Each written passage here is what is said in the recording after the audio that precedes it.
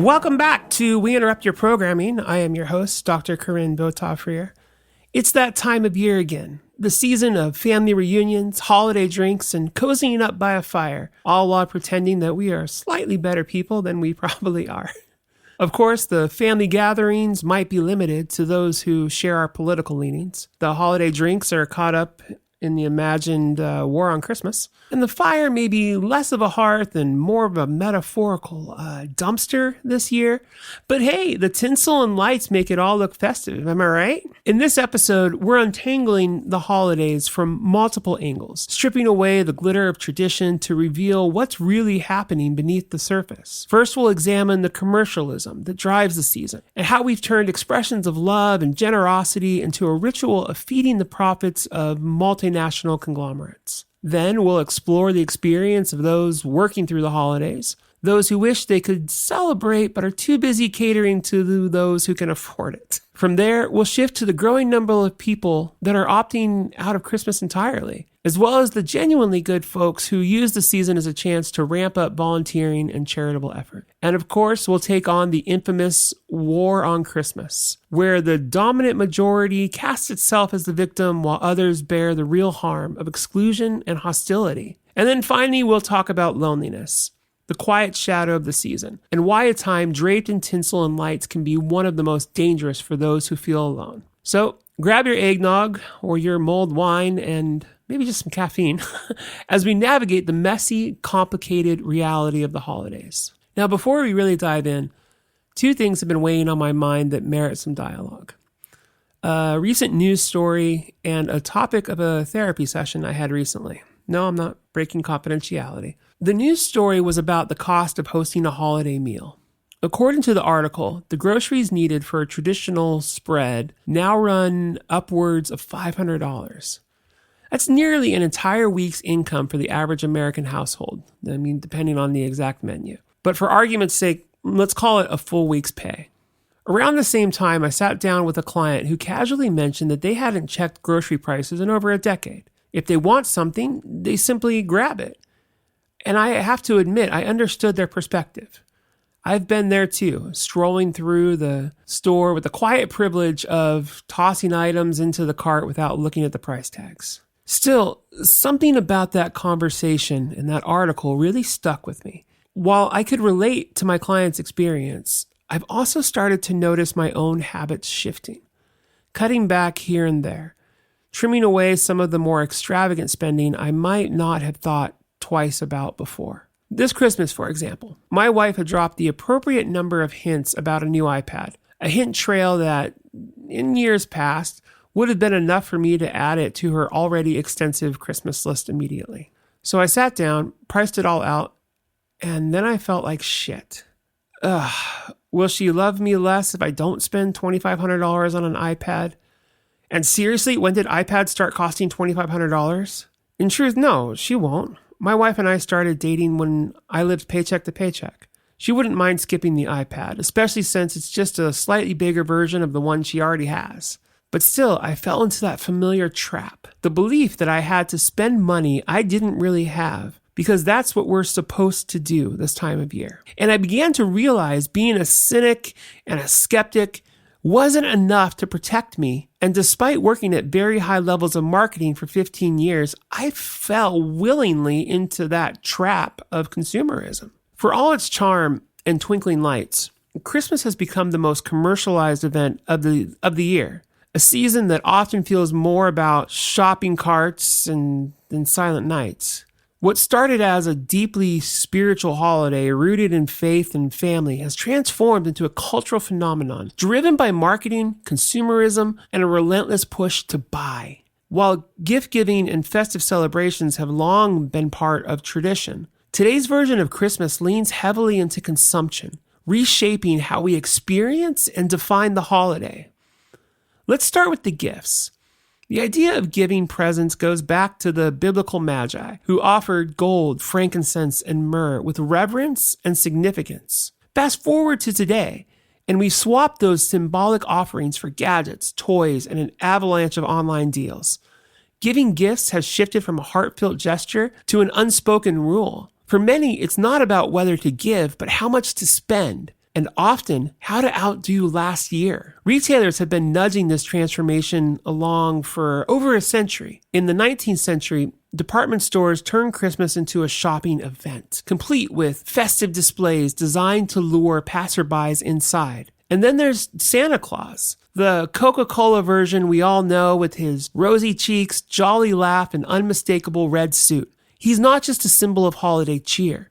He is a marketing powerhouse, reminding us to stock up, splurge, and don't forget to make it magical. And the frenzy begins earlier each year. Black Friday and Cyber Monday now mark the unofficial start of the holiday season. Less about decking the halls and more about scoring the best deals. What was once a post-Thanksgiving tradition has expanded into a global phenomenon, with retailers employing every tactic imaginable to make you feel you must grab that discount before it's too late. The season of giving, it seems, has also become the season of spending. Corporations are experts in emotional manipulation, and during Christmas, they turn it up to 11. They understand that the season brings out our softer, more generous side. The part of us that wants to help others, spread joy, and brighten the world a little. Through meticulously crafted advertising campaigns, they tap into these feelings, creating heartwarming stories that tug at our heartstrings. But behind the polished facade of goodwill, these campaigns are often designed with a single objective: to convert our empathy into profit. Consider the tear-jerking holiday commercials we see each year.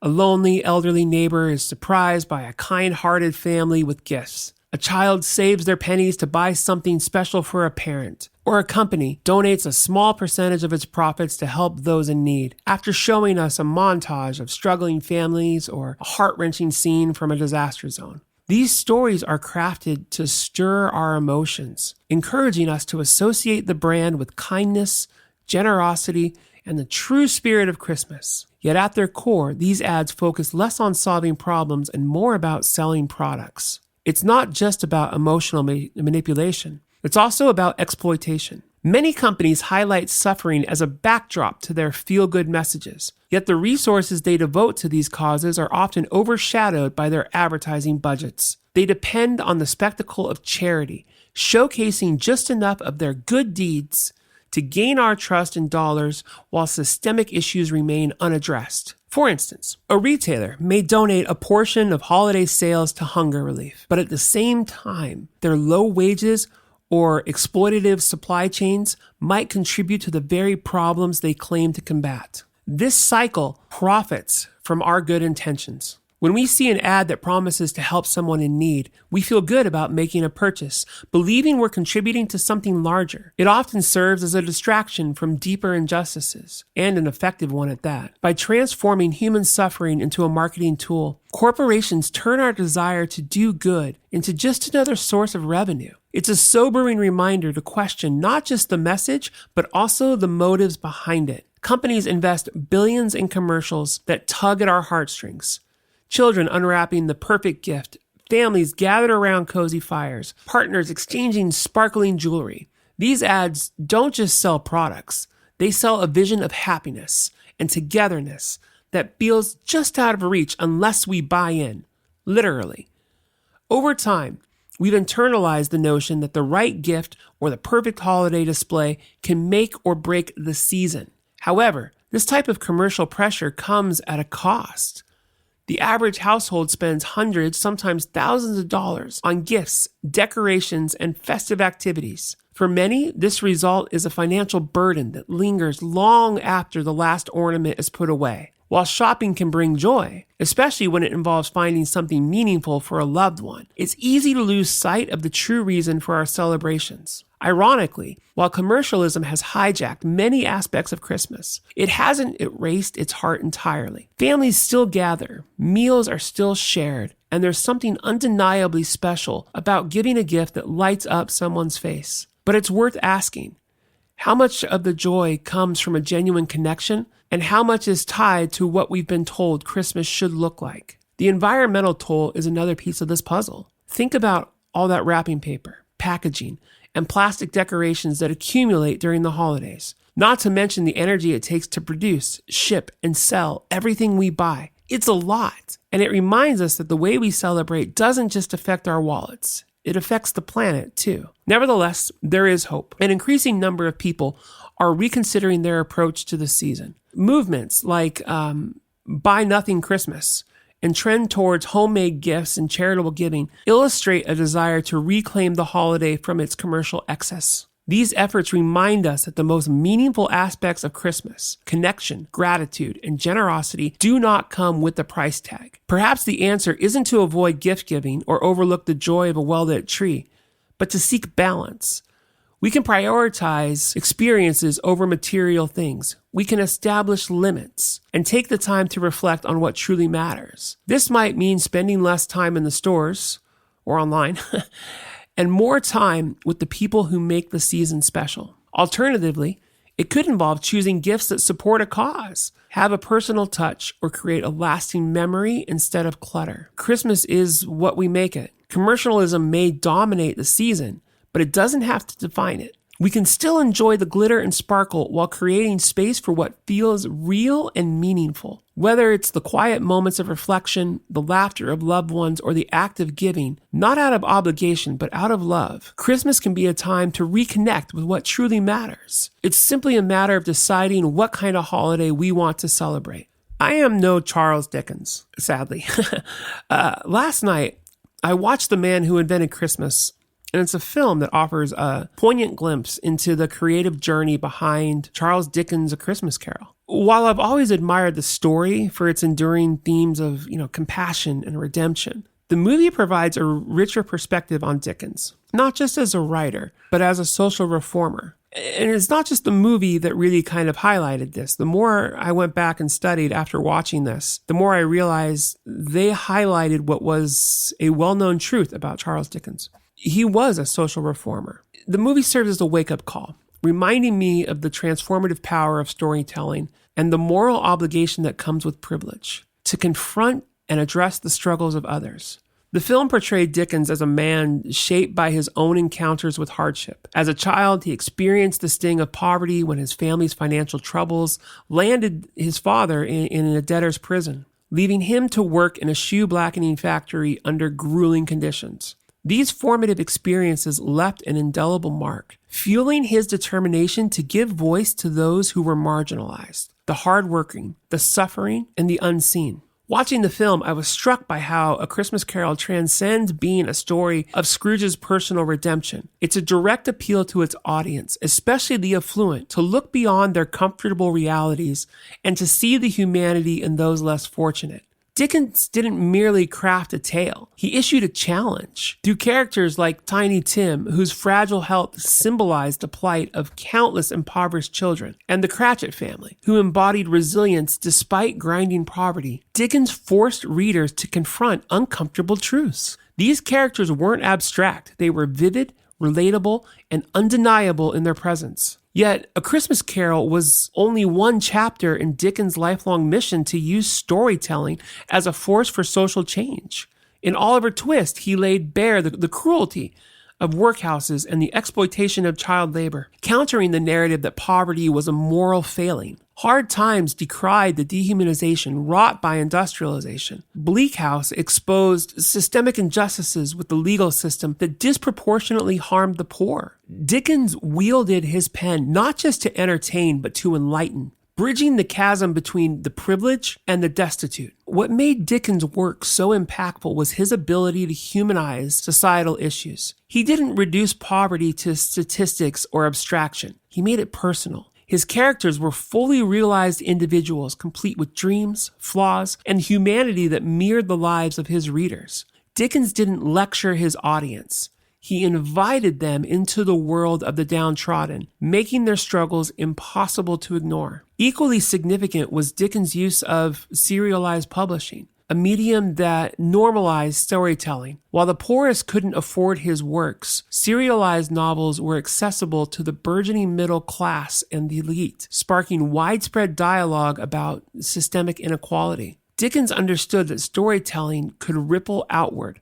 fostering empathy and driving reform. Watching The Man Who Invented Christmas, I couldn't help but see Dickens as a social warrior, wielding narrative as both a mirror and a call to action. His legacy compels us to ask difficult questions. Are we using our platforms, no matter how small, to shine a light on injustice?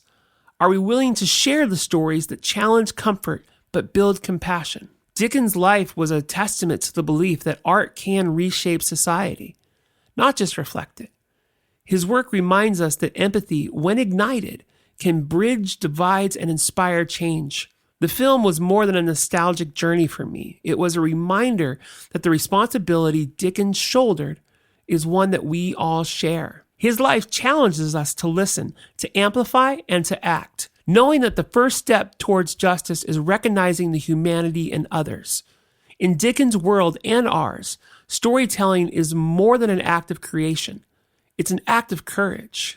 Coming back to the holidays, they really are a season of strain for service workers. The holidays are wrapped in layers of joy and tradition, a season that promises connection and celebration. Cheerful carols loop endlessly in the stores, and for some reason, the Beach Boys Christmas song at Disneyland plays playing nonstop, which is saying a lot because I love the Beach Boys and I love Christmas music, but there comes a point in time where you hear it too much. I digress. String lights cast a warm glow over city streets, and commercials nudge you to embrace the spirit of giving. Have you ever paused to consider the people ensuring the wheels of this festive machine keep turning? For service workers, the holidays can be the hardest time of the year. Beneath the glittering surface lies a story of exhaustion, emotional strain, and a quiet yearning to be seen. The burden of emotional labor. If you've ever encountered a smiling cashier or an upbeat server during the holiday rush, you've witnessed emotional labor. The expectation that workers present cheer and patience no matter the circumstance. During the holidays, that burden grows heavier.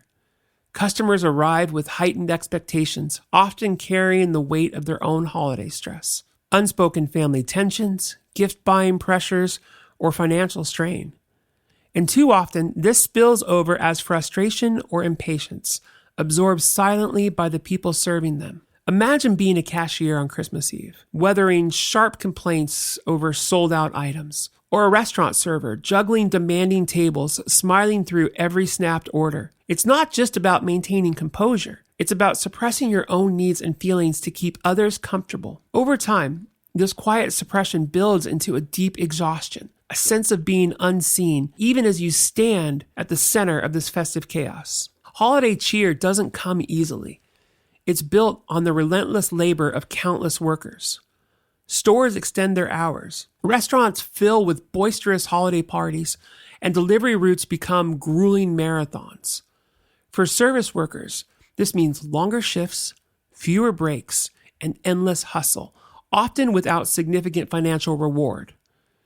Many sacrifice their own holiday traditions to keep the system running, trading moments with loved ones for crowded aisles and endless to-do lists. If you rely on tips, the season becomes a gamble. While some customers embrace generosity, others hold back, assuming the holiday rush translates to a financial abundance for the workers serving them. This uncertainty compounds an already precarious financial situation, leaving many workers in a cruel paradox. More work, less rest, and barely enough to make ends meet. One of the most draining aspects of the holiday season is the entitlement that often accompanies it. The phrase, "it's the holidays," becomes both a demand and an excuse, justifying impatience, unrealistic expectations, or even outright rudeness. A missed reservation, a delayed package, or an out-of-stock item can spark outsized reactions, leaving service workers to manage the fallout. Sometimes this entitlement is quieter, manifesting as indifference. The cashier ringing up hundreds of purchases, the delivery driver hauling packages in freezing rain, the barista making their 50th peppermint latte of the morning. Too often, they're treated as background characters in someone else's holiday story. Their labor is essential, but their humanity is overlooked. The cumulative weight of emotional labor, physical exhaustion, financial strain, and a lack of recognition takes a profound toll on mental health. Burnout becomes a constant companion, made worse by the knowledge that the sacrifices, long hours, missed family moments often go unnoticed. For some, the contrast between the idealized holidays portrayed in the media and their lived experience deepens feelings of isolation. There's a unique loneliness in serving others during a season meant to be about togetherness. While families gather around tables or unwrap gifts by the fire, service workers are miles away, ensuring the celebration continues for everyone else. This disconnection from the season's core promise, connection, makes the wait even harder to bear. If the holidays are about kindness and giving, how often do you extend those values to the people working the hardest to sustain your celebrations? What if you paused to thank the cashier or tipped your server a little extra? These small gestures ripple outward, offering service workers the humanity they so often provide but rarely receive. Employers also have a role and responsibility. A simple meal during a long shift, fair wages, or acknowledgement of sacrifices made can ease the burden. The gesture doesn't need to be grand, it just needs to show recognition. The holidays remind us of what matters most: connection, generosity, and gratitude. By extending these values to the workers who make the season possible, you create a more inclusive holiday story, one where everyone, not just servers or helpers, is recognized and deserving of the joy, rest, and humanity. Beneath the glitter and glow lies an opportunity to honor the heart of the season. Let's shift to this war on Christmas, which is nothing more than a manufactured conflict meant to divide us. Every December, like clockwork, a familiar narrative resurfaces in certain media outlets and social circles. The so-called war on Christmas. It's presented as a cultural battleground where traditionalists must defend the sanctity of the holiday from secular forces intent on erasing its significance. Phrases like "Happy Holidays" are painted as tools of oppression, and a Starbucks coffee cup design can inexplicably ignite a national controversy. But beneath the surface of this outrage lies a carefully constructed sham, a divisive tactic designed to stoke animosity and distract from more pressing social issues. The idea of a war on Christmas is not new. In the mid-20th century, American society began to diversify its public celebrations, reflecting an increasingly pluralistic population. Efforts to include people of various faiths, or none at all, in holiday festivities was often met with resistance.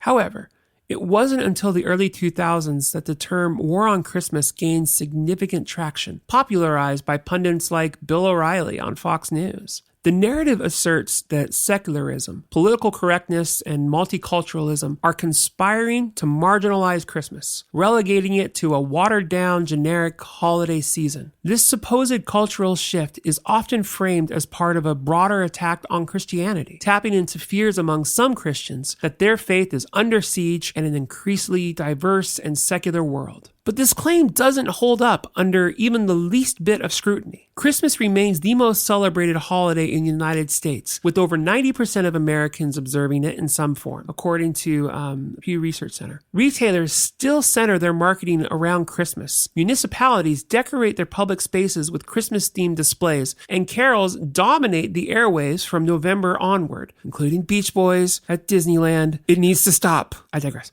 Far from being marginalized, Christmas is ubiquitous. And nothing illustrates this more than I think the Starbucks cup controversy. Manufactured outrage in action. One of the most absurd yet illustrative examples of the war on Christmas narrative occurred in 2015, when Starbucks released a minimalist red holiday cup. The design, plain red, with no text or illustrations, was intended to be a neutral canvas, allowing customers to personalize their cups. Starbucks described it as a move towards simplicity and inclusivity, reflecting the diverse ways people celebrate the holiday season. This benign design choice quickly spiraled into controversy. Some conservative commentators accused Starbucks of removing Christmas from their cups, interpreting the lack of overtly Christian imagery, like snowflakes or reindeer, which ironically are not Christian symbols, as an attack on the holiday. Social media erupted with claims that Starbucks was contributing to the erasure of Christmas, with some even calling for a boycott of the coffee chain.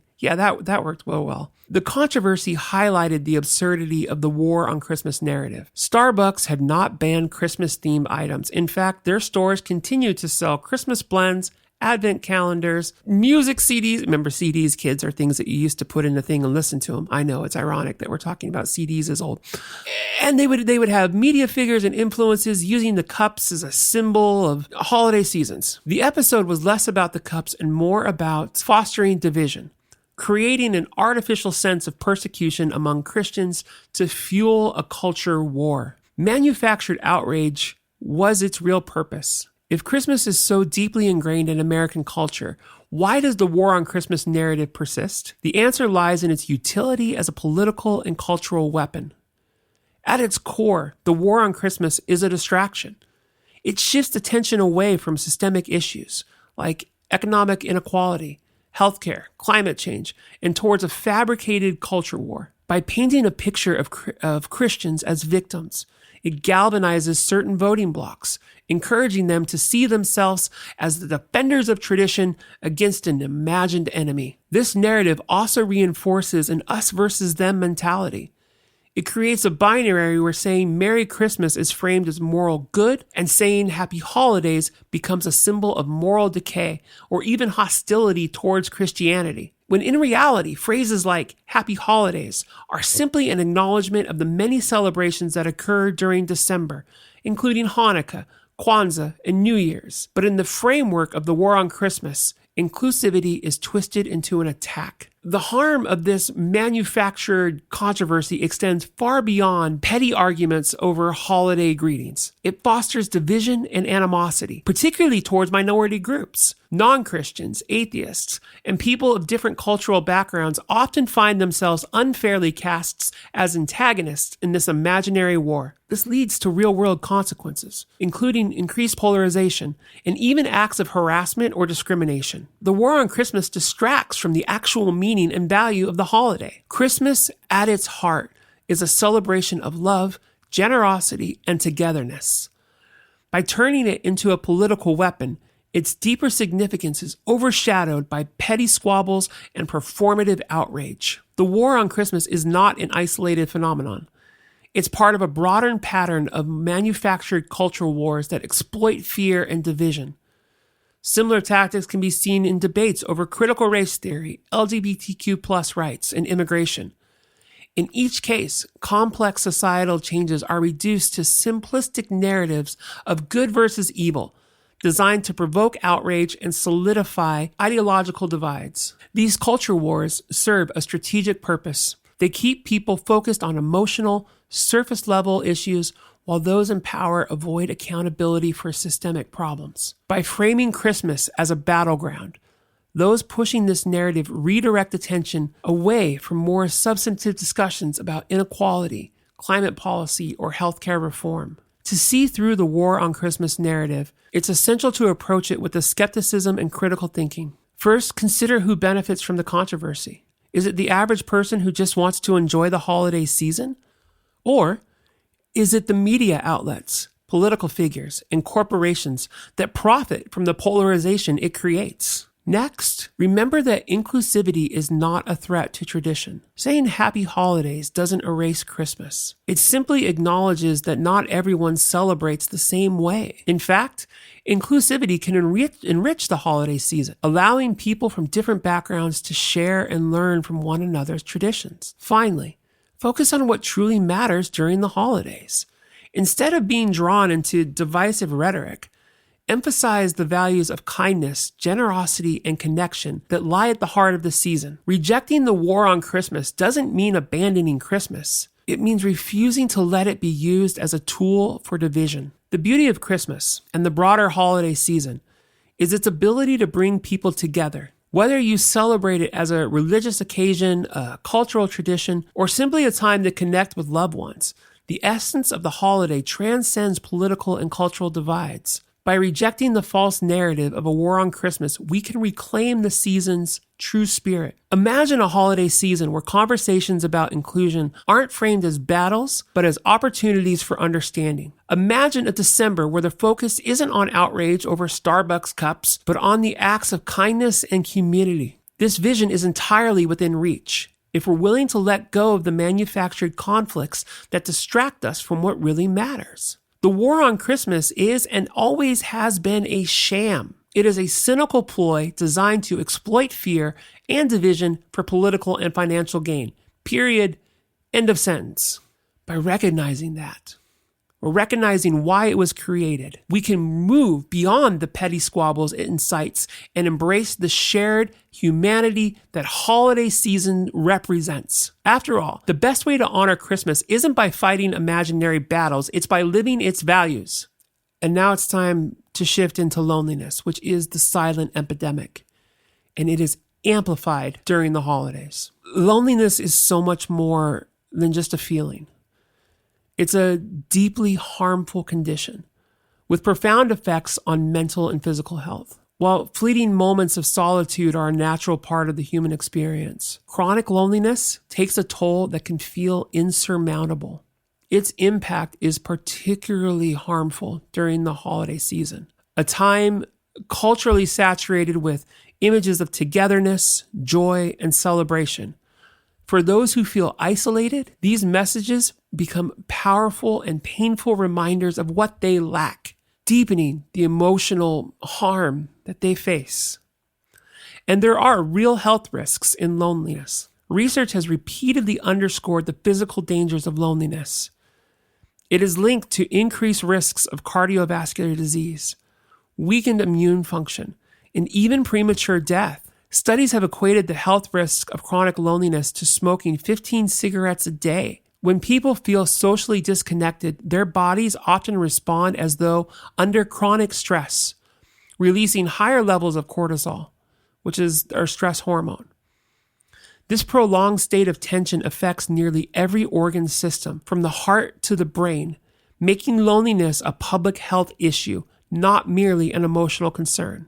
On a psychological level, loneliness can be a breeding ground for anxiety and depression. It reinforces negative thought patterns, convincing individuals that they are unworthy of connection or incapable of finding it. This self-perpetuating cycle becomes increasingly difficult to break, especially as people isolate further to protect themselves from perceived rejection. Over time, loneliness reshapes the brain, heightening sensitivity to social threats and reducing one's capacity to engage meaningfully with others. We need to understand why the holidays hurt more. The holidays, ideally a time of joy and gratitude and togetherness, have a way of intensifying loneliness. Cultural narratives portray this season as a magical time when families unite, friendships deepen, and love abounds. For those who lack these connections, the holidays serve as an unrelenting spotlight of their isolation. The gap between societal expectations and personal reality becomes impossible to ignore. Several factors contribute to this heightened pain. First, the holidays disrupt routine. For many people, the rhythms of work or school provide a structure that mitigates loneliness, offering opportunities for social interaction and purpose. When these routines pause, feelings of emptiness can swell. Additionally, the emphasis on family during the holidays can reopen old wounds, especially for those who have experienced estrangement, loss, or trauma. Even well-meaning traditions can sting. Receiving fewer holiday cards, seeing others celebrate on social media, or being unable to attend events due to financial constraints can all amplify feelings of exclusion. The commercialization of the holidays adds another layer of difficulty. Advertisements depict idealized images of gatherings around lavish feasts, gift exchanges, and laughter by the fire. For someone struggling with loneliness, these images feel not aspirational, but accusatory. A cruel reminder of what they don't have. Social media, too, plays a significant role, as curated posts of celebrations can make others' lives appear effortlessly joyful, even if the reality is far more nuanced. While loneliness has always existed, its prevalence in modern society is concerning. Urbanization, the rise of remote work, and the decline of community institutions like churches and civic organizations have reduced opportunities for organic social connections. Paradoxically, Technology, which promises to keep us more connected than ever, often deepens that sense of isolation. Online interactions lack the depth and nuance of face-to-face encounters, leaving people feeling unseen and unheard. During the holidays, this disconnect becomes even more poignant. Another contributing factor is the stigma surrounding loneliness. Admitting to feeling lonely can carry a sense of shame, as though it reflects a personal failing rather than a societal issue. The silence around loneliness compounds the problem, as those suffering may not seek help or express their need for connection.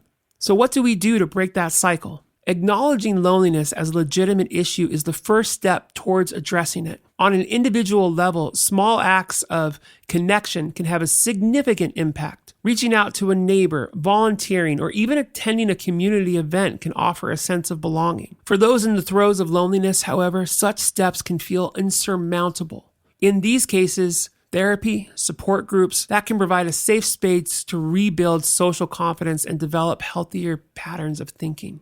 For society at large, it's critical to foster environments that encourage connection. Workplaces can play a role by hosting inclusive events. Schools can prioritize emotional learning, and communities can invest in public spaces that facilitate gathering. During the holidays, organizations and individuals alike can make an extra effort to include those who might otherwise be overlooked, such as hosting an open invitation event or checking in on friends who live alone. Ultimately, addressing loneliness requires a cultural shift towards greater empathy. Instead of assuming that everyone shares the same holiday joy, we must recognize that this season can be fraught with pain for many. Simple gestures, a phone call, a heartfelt note, or an invitation to join a celebration can go a long way in alleviating someone's isolation.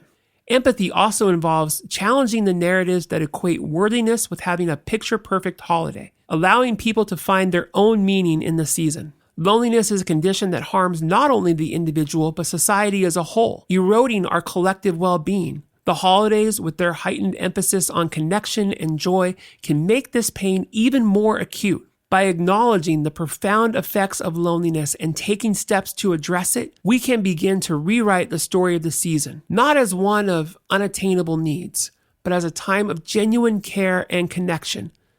In doing so, we honor not just the spirit of the holidays, but the shared humanity that binds us all. That's it for this episode of We Interrupt Your Programming. Thank you so much for listening. I hope some of these words or messages resonate with you and that you can take them with you throughout the week. This season is beautiful. It's awesome. I don't want to underestimate that this is a time where humanity does grow closer towards each other, where we do see someone and we become a little bit more generous, a little bit kinder. Remember to keep that up.